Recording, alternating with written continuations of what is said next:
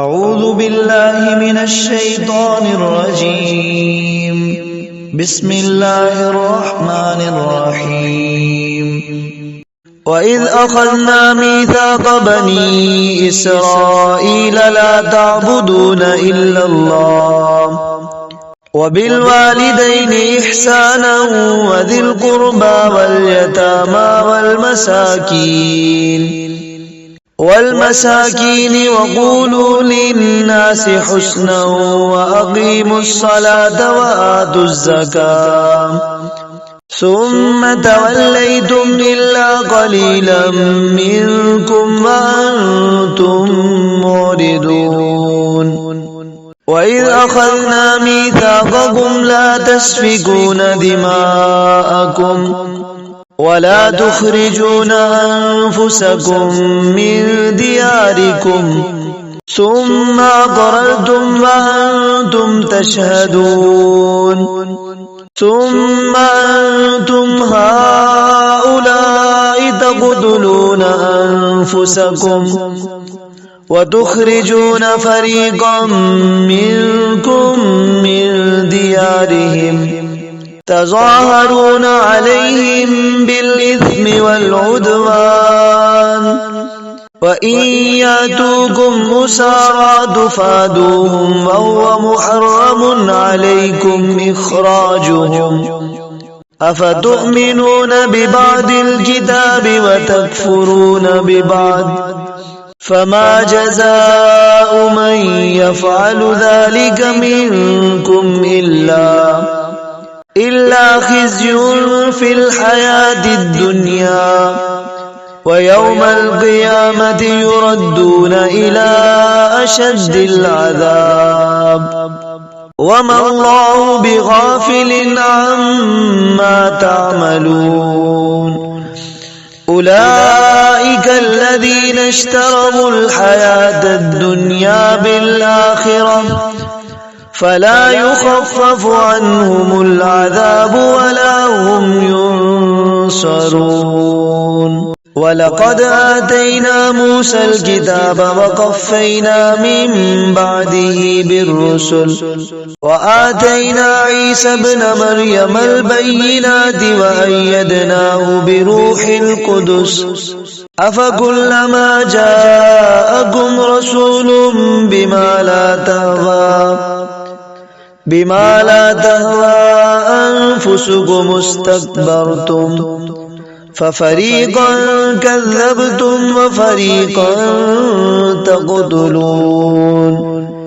وقالوا قلوبنا غلف بل لعنهم الله بكفرهم فقليلا ما يؤمنون.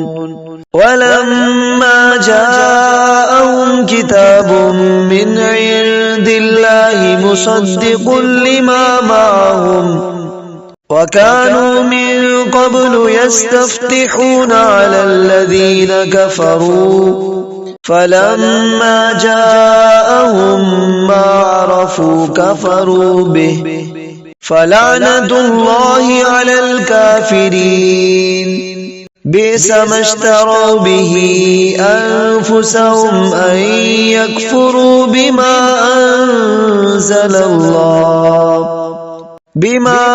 أنزل الله بغيا أن ينزل الله من فضله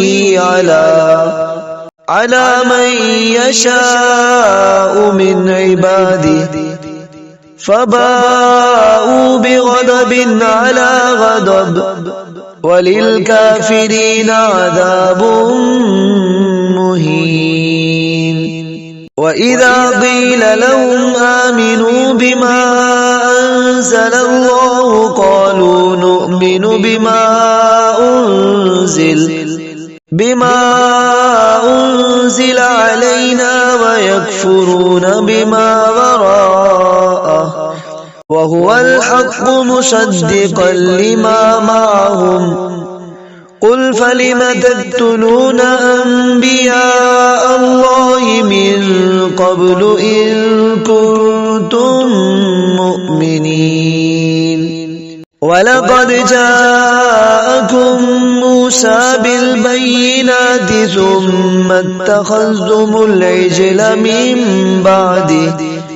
من بعده وأنتم ظالمون وإذ أخذنا ميثاقكم ورفعنا فوقكم الطور خذوا ما آتيناكم بقوة واسمعوا قالوا سمعنا وعصينا وأشربوا في قلوبهم العجل بكفرهم قل بئس ما يأمركم به إيمانكم إن كنتم مؤمنين قل إن كانت لكم الدار الآخرة عند الله خالصة من دون الناس فتمنوا الموت إن كنتم صادقين ولن يتمنوه أبدا بما قدمت أيديهم والله عليم بالظالمين ولتجدنهم أحرص الناس على حياة ومن الذين أشركوا يود أحدهم لو يعمر 1000 سنة وما هو بمزحزحه من العذاب أن يعمر والله بصير بما يعملون.